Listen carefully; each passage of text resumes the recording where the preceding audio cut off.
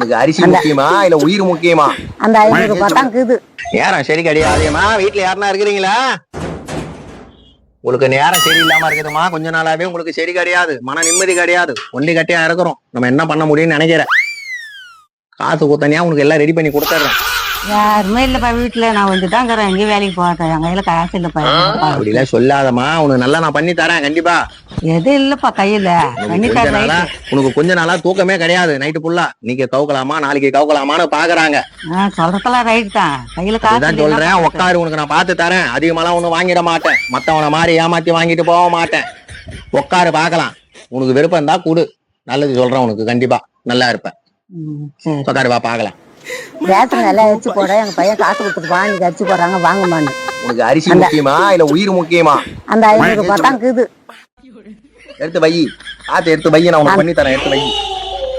200 ரூபாய் தரேன்ப்பா, பாத்துட்டு போப்பா. எடுத்து வையுமா, காசு எடுத்து வையுமா. 200 ரூபாய் தரேன், 300 ரூபாய் கையில கொடுத்துரு எனக்கு.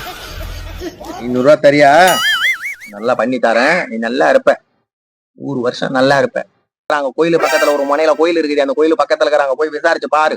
போன டைம் வந்து நான் சொல்லிட்டு போனேன். இன்னைக்கு நல்லா இருக்கிறாங்க. எப்ப நான் வந்தா அவங்க கையில இருந்தா சோறு அப்படின்னு கொடுப்பாங்க, ஒரு வேலை கொடுப்பாங்க, சாப்பிட்டு வருவேன். போன தீபாவளிக்கு சட்டை பேண்ட் எல்லாம் எடுத்து கொடுத்தாங்க.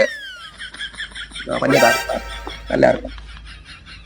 நம்ம ஒண்டி கட்டியா இருக்கிறோமே, நம்மள யாருன்னா பாப்பாங்களா பார்க்க மாட்டாங்களா, இல்ல வந்தவ மரிமாவ பாப்பாளா நீ நினைக்கிறது உண்டு இருக்குதா இல்லையா? ஊன்னு சொல்லு. நம்ம பையன் நம்மள பாப்பானா பார்க்க மாட்டாங்களான்னு நினைச்சுக்கணும். ஒவ்வொரு நாளும் மூலையில படுத்துக்கிட்டு யாராவது நம்மளுக்கு சோறு போடணும் தரமாட்டாங்களான்னு நினைச்சிட்டு இருக்கிற. கரெக்டா?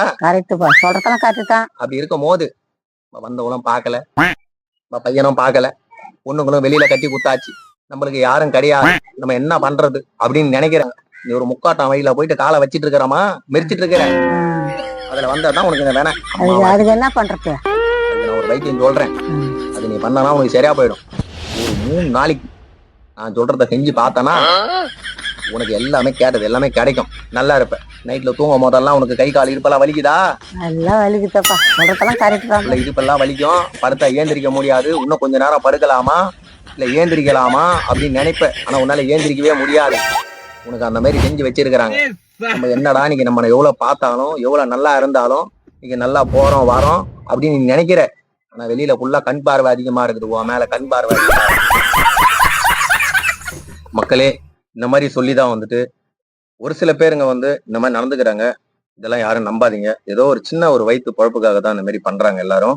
அதுக்காக தான் சும்மா ஒரு விழிப்புணர்வுக்காக பண்ணி பார்த்தேன். இந்த வீடியோ பிடிச்சிருந்தா கண்டிப்பா கமெண்ட் பண்ணுங்க. பை.